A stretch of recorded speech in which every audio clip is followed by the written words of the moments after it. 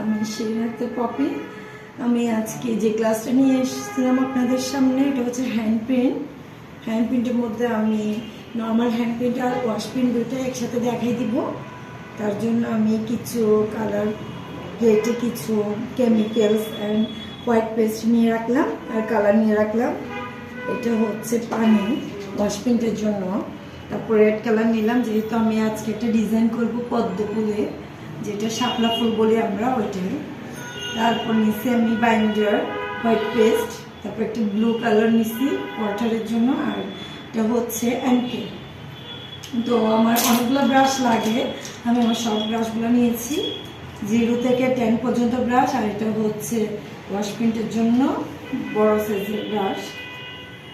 তো এখন আমি আমার ডিজাইনে চলে যাই। আমাকে এটা একটু সামনে দিকে